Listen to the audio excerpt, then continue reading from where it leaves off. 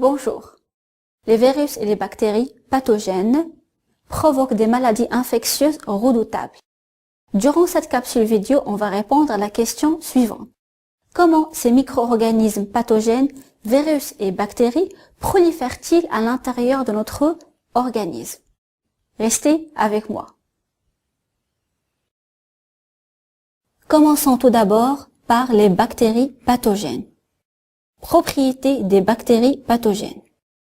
Les bactéries sont des cellules qui prolifèrent très rapidement par le biais de division cellulaire dans un milieu convenable. Le milieu intérieur de l'organisme infecté est convenable à la vie des bactéries pathogènes. Vu l'abondance des nutriments et une température convenable, 37 degrés C. Les bactéries se divisent généralement une fois toutes les 20 minutes.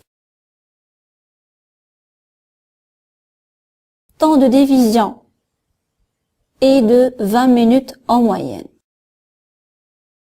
Passons maintenant aux différentes phases de la croissance bactérienne. Cette courbe représente les phases de la prolifération des bactéries dans un milieu de culture. Un milieu de culture contient les nutriments indispensables à la vie des bactéries en plus d'une température convenable.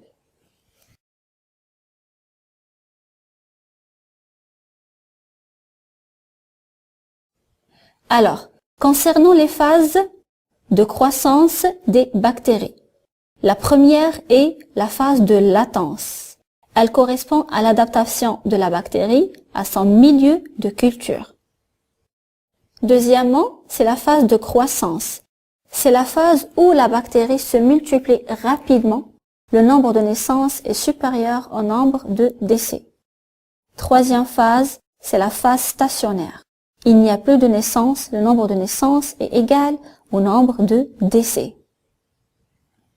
Phase de déclin, le nombre de bactéries diminue fortement. Cette phase correspond à l'épuisement des nutriments et l'accumulation de déchets.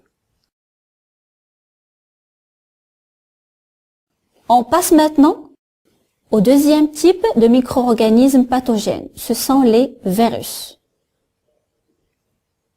On commence tout d'abord par la multiplication des virus. Un exemple de maladie virale, le fameux virus de Corona.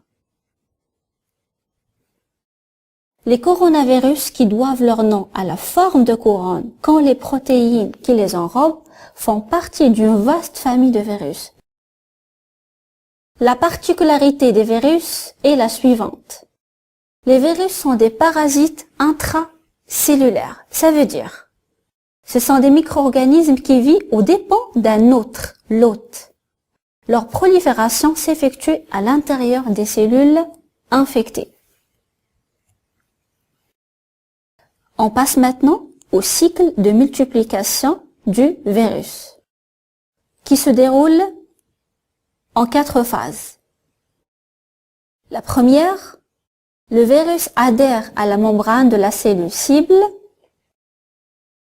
La deuxième, le virus pénètre dans le cytoplasme et injecte son matériel génétique dans le noyau de la cellule infectée.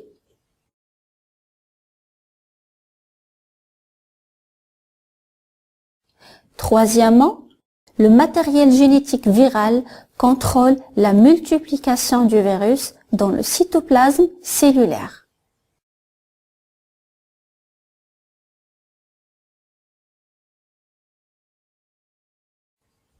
Et quatrièmement, la cellule infectée libère un très grand nombre de particules virales. Ce sont les 4 étapes de la multiplication du virus.